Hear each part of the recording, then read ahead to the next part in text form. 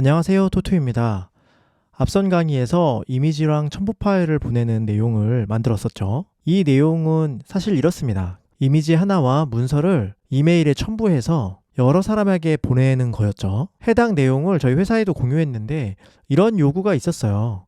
요구는 여러 가지로 써 있지만 여기 이게 있습니다. 메일 하나에 첨부 파일이 각각 다르게 들어갈 수 있도록 하고 싶다고 얘기를 하신 거예요. 이 내용을 표현해 보자면 첨부 파일을 하나의 이메일에 넣고 각각의 사람들에게 다르게 보내는 겁니다. 그러면 우리는 해야 할 게 파일을 특정을 해야겠죠. 보낼 사람에게 파일을 특정. 근데 이걸 어떻게 해야 될지를 생각해 보면 답은 간단합니다. 구글 시트를 사용하면 돼요. 저는 사실 이렇게 생긴 형태의 시트를 생각했습니다. 어느 고객사인지를 특정하고 그 다음에 이메일을 어디로 보낼지를 하는 거고, 그 다음에 보낼 파일이 두 개라면 두 개의 파일에 각각의 파일명을 특정을 해가지고 구글 드라이브에 파일을 올려서 사용을 하는 거죠. 이제부터 어떻게 하는지 보여드리겠습니다. 저는 3월 정산이라는 폴더를 만들어서 이렇게 4가지 파일을 올려두었어요. 이 4가지 파일은 엑셀 파일이 2개, PDF가 2개인데요. 우선 이렇게 해서 권한을 먼저 줘야겠죠. 공유. 각각이 링크가 있는 모든 사용자들이 볼 수 있는 형태로 변경을 해줍니다. 이제 필요한 건 폴더를 특정해서 3월 정산 폴더를 특정해서 모든 내용을 찾아낸 다음에 각각 보내면 됩니다. 그래서 스프레드시트를 하나 만들어 볼게요. 이런 스프레드시트를 하나 만들었고요. 그리고 자료에서 봤던 내용을 입력을 하겠습니다. 네, 자료를 입력했고요. 시트명은 리스트 정도로 변경을 해볼게요. 그리고 새로운 시트를 하나 더 추가합니다. 그리고 이곳에 제목과 내용을 넣으면 되겠죠. 저는 이렇게 내용을 적었습니다. 제목은 배민하고 네임이고요. 3월 정산서 거래명세서 이렇게 적혀 있고, 내용으로는 담당자 누구입니다. 3월 정산서 거래명세서 송부합니다. 감사합니다. 이 정도로만 적었어요. 이 내용을 가지고 이제 메일을 발송하도록 하겠습니다. 확장 프로그램 누르시고 앱스 스크립트를 눌러주세요. 그러면 이곳에다 코드를 넣으면 되는데요. 제가 제공해드리는 코드를 이곳에다 붙여 넣어서 수정을 하면 됩니다. 저도 붙여 넣었고요. 보면 리스트라는 곳에서 누가 있는지를 찾아내고 템플릿에서 내용에 관해서 특정을 합니다. 그리고서는 기존과 다르게 새롭게 하는 일은 이쪽 부분이에요. 파일을 드라이브 앱에서 모두 읽어드린 다음에 각각의 내용들을 이곳에서 while문을 이용해서 돌아주면서 이름을 이용해서 파일 이름을 이용해서 이렇게 내용을 집어넣고요. 그 뒤에 파일을 이렇게 넣고 있습니다. 이 과정에서 빈 공백 문자 있죠. 스페이스 같은 공백 문자가 있으면 대체해버리는 거고요.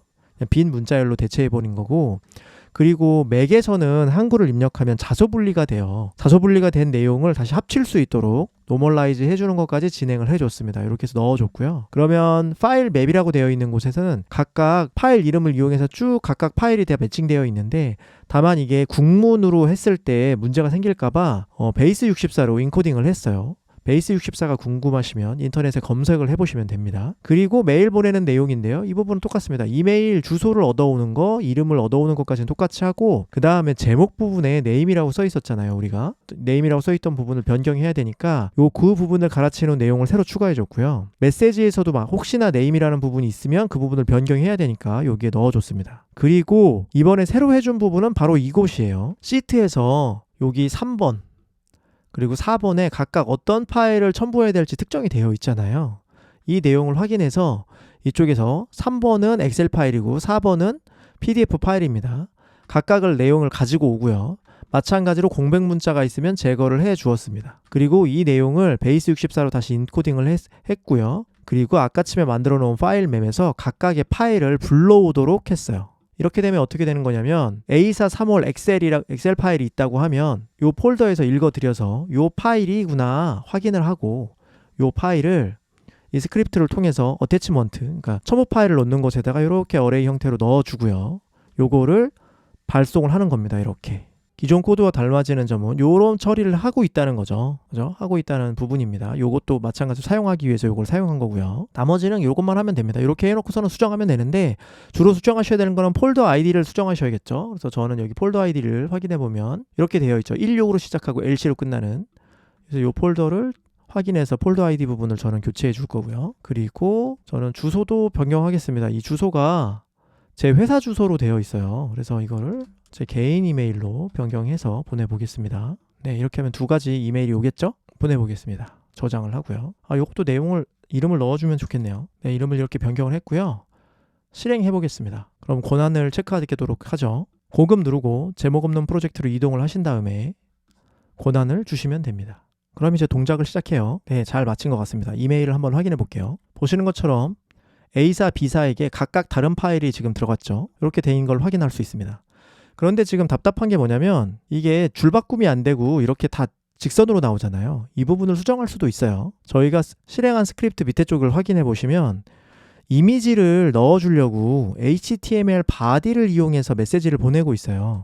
이걸 그냥 바디로 고치면 템플릿에서 넣어놓은 줄바꿈이 그대로 들어갑니다. 다시 보내볼게요. 새로 이메일이 도착했고요.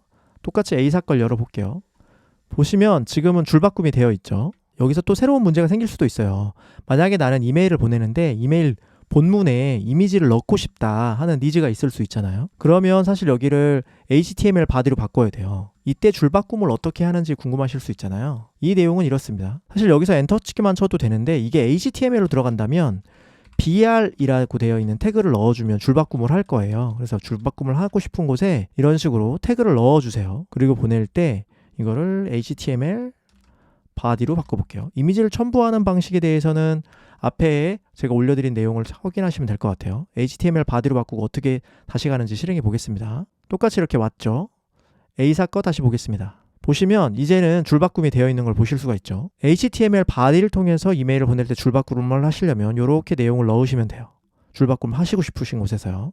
다른 궁금한 내용들 있으시면 댓글로 남겨주세요. 감사합니다.